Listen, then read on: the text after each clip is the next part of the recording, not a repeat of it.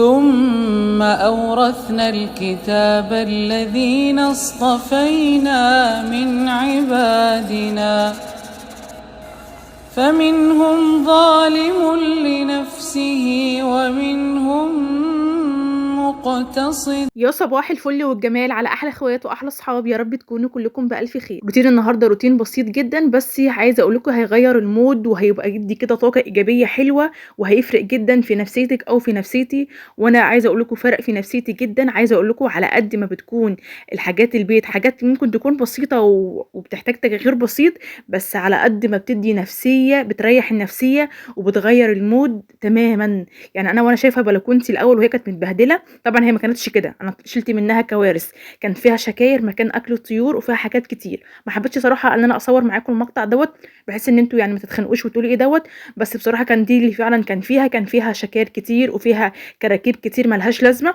فطبعا اتخلصت من ده كله رميته.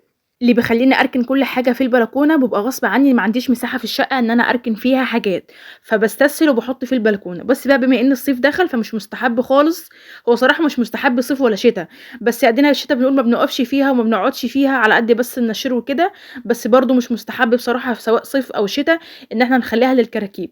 بس زي ما قلت لكم انا ما عنديش مساحه عندي في الشقه ان انا احط فيها الكراكيب بتاعتي. اوقات كده في حاجات مش بنحتاجها، فمش يعني مش بنحتاجها مؤقتا في ايام في شهور معينه في اوقات معينه، بس بنحتاجها بعدين فمش بنكون لاقيين لها مكان. فانا بصراحه بستسهل وبحطها في البلكونه، بس هحاول ان شاء الله بعد كده مش هحط فيها كراكيب تاني واخليها كده يعني على قد القعده. وان شاء الله برضو هعمل معاكم باذن الله الفيديوهات الجايه باذن الله ان كان لي عمر، لان بصراحه انا فيا طبع وحش جدا لما بقول هعمل وهعمل وهعمل ما بعملش اي حاجه. فسيبوها كده على الله، وباذن الله باذن الله وان شاء ربي لو قدرت هعمل، ما قدرتش يبقى هشتري زرع جاهز، مش زرع صناعي، لا زرع جاهز على قد بس اللي انا اسقيه وخلاص. هنا بقى زي ما قلت لكم انا لميت الكركيب اللي فيها والشكاير، برضو اللي كان مكركبها عندي ان انا كنت بحط فيها اكل الطيور، ما كانش عندي مساحه ان انا احط في الشقه من جوه اكل طيور، وبرضو مش مستحب ان انت تحطي اكل طيور في الشقه عندك من جوه، فكنت باحط فيها. بس بقى دلوقتي أكل الطيور باقعد باحطه تحت عند حماتي، تمام. فعشان كده برضه إيه دوّة كان يعني دوّة السبب الأكبر اللي كان بيخلّيها تتكركب بسرعة، وممكن يتكب أكل من أكل الطيور. وطبعًا كمية التراب دي اللي أنتم شُفتوها دي طبعًا مش كلّها كمية تراب، لأ ديّة برضه نُصّها أكل طيور. أوقات خالد أو ريتال بيخشوا بيلعبوا فيها بينزّلوا أكل من أكل الطيور اللي عندي. فأنا بقى إيه شِلت أكل الطيور نزّلته تحت خلاص، ما عُدتش أحط فيها أكل طيور نهائي. وزي ما قُلت لكم بقى هاجيب فيها زرع إن شاء الله، ممكن أنا أعمله أو ممكن أشتريه جاهز على قد اللي أنا أسقيه وكده يعني. بس فمش عارفة يعني هاشتري والّا هاعمله، الفيديوهات الجاية هتبيّن. وربنا يستر وما اعملش الاتنين تبقى كارثة. فبس إن شاء الله بإذن الله يعني هنحاول لا إما نشتري لا إما نعمل، بس أنا حابة إن أنا أعمله بإيدي. فهاحاول كده أتفرّج على كذا فيديو كده على السوشيال وأشوف كده لو عرفت ما عرفتش يبقى هاشتريه وخلاص. هنا بقى بعد ما كنست عندي ولميت كده التراب، كنت حابة أغسلها وأنضّفها، لإن هي بصراحة كانت محتاجة مَيّة، بس عندنا الجيران كانوا مكبكبين مَيّة وعاملين الشارع حمام سباحة. لإني يعني عقبال عندكم كده الفرش بتاع ابنهم خلاص يعني كلّها يومين 3 ييجي يعني وكده، فكانوا بقى غاسلين الشقة ومروّقين البيت بتاعهم عشان بقى الفرش الجديد وكده. فقُلت بقى أنا لو كمان كبّيت مَيّة وغسلت البلكونة، طبعًا أنا عندي ماسورة صغيّرة كده عاملاها صرف للبلكونة، بس ما حبيتش بقى إن أنا أكبكب مَيّة وأعُك الشارع أكتر، لإني قُلت بقى هاخلّيها يعني هاخلّي عيش على أم الخير لأ. فيعني قُلت هابهدل الدنيا وهازيد المَبَلّة طين، فقُلت لأ بلاش. وطبعًا أنا اللي هانضر أكتر لإن عندي خالد وريتال بيطلعوا عندي في الشارع بيلعبوا بالكورة، فهيبهدلوا الدنيا يعني أنا اللي هانضر أكتر، فقُلت لأ بلاش. فاكتفيت بس كده بشوية منظف حطيتهم عندي وشوية مُعطِّر وبس كده، غسلت البلكونة عندي بالمقشة وبعدين مسحتها كده عندي بالمساحة واديتها كده بالموب مسحة كده بالموب بسيطة. بس كده كانت البلكونة عندي توب التوب. طبعًا أنا نضفت الحيطان بس أنا ما عرفتش أصوّر معاكم بزاوية التليفون، كنت محتاجة حد يصورني بس ما لقيتش حد يصورني، فما عرفتش إن أنا أصور معاكم الحيطان وأنا بامسحها ولا البلكونة، بس اكتفيت بس بالأرضية اللي أنتم شفتوها. عشان كده هتحسوا إن الفيديو النهارده فيديو قصير كده وبسيط، بس في نفس الوقت والله العظيم عايزة أقول لكم شكل البلكونة ريحني نفسيًا 180 درجة. أنا ارتحت جدًا، كنت كل ما أخشها أنشر فيها يعني أطلع منها مخنوقة من منظر شكلها. فطبعًا خلصت بقى من البلكونة كده، أنا كنت قايمة بدري في اليوم ده عشان ايه، قلت قبل ما انزل عند حمايه تحت اكون خلصت اوضه الاطفال.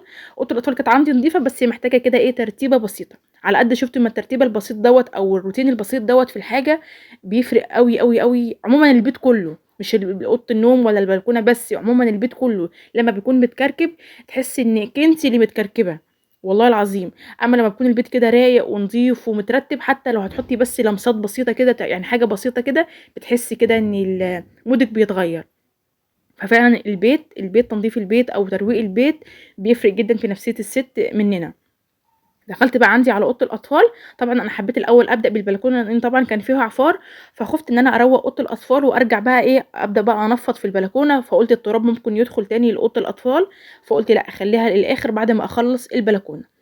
هنا بقى شلت المفارش وهبدا كده اكنس كده الاوضه. وكانت عندي الحيطان كانت نظيفه، ولاني طبعا كنت عاملاها على العيد ما عملتهاش تاني لانها كانت نظيفه. على قد بس اكتفيت ان انا عملتها كده بالمقشه لو في اي عنكبوت ولا في اي حاجه، بس بصراحه ما كانش فيه. بس برضو عملت كده ايه بالمقشه كده عشان لو في وانا مش شايفه يبقى ايه اتعمل. جبت بقى الموب عندي هنا ومسحتها، ومسحت كده الارضيه عندي بالمعطر والمنظف.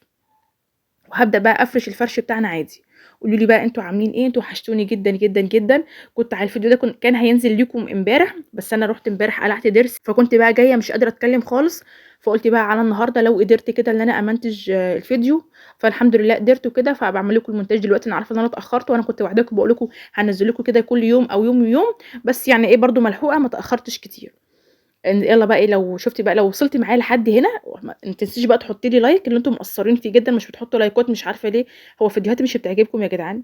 قولوا لي لو فيديوهاتي فيها اي حاجه، اكتبوا لي، والله بحب الانتقاد. ولو قلتوا لي اي حاجه، لو حتى لو تعليق سلبي برضو بتقبله، ما عنديش انا احب التعليقات الايجابيه واكره التعليقات السلبيه، لا عادي انا بحب الاثنين، بما ان اللي بتنتقديني باحترام وبادب بس ما فيش اي مشكله. فلو مش عاجبكم حاجه في التصوير او في الروتين او في انا نفسيا في كلامي او في اي حاجه، اكتبوا لي تحت في كومنت وانا بتقبل اي اراء سواء ايجابي او سلبي، بس اهم حاجه يكون بادب وباحترام وبذوق بس كده. فيلا بقى لو وصلتي معايا لحد هنا شجعيني بقى بلايك عشان اعرف الفيديو عجبك ولا لا.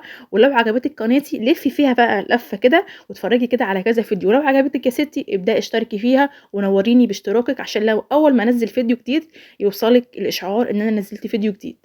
هنا بقى بدأت أفرش المفارش بتاعتي بقى. الصيف خلاص بقى، الصيف دخل يا جدعان، بس شكل الصيف كده هيسلخنا السنة دي. الصيف داخل علينا داخلة من نار. الجو يعني مش عارفة، الجو مش طبيعي، الحرارة بتاعته مش طبيعية. هو النهاردة حلو بس امبارح وأول امبارح وأول امبارح كان فظيع، كان يا ساتر يا رب. صيفنا مرة واحدة، البيت كله كان مشتي لسه.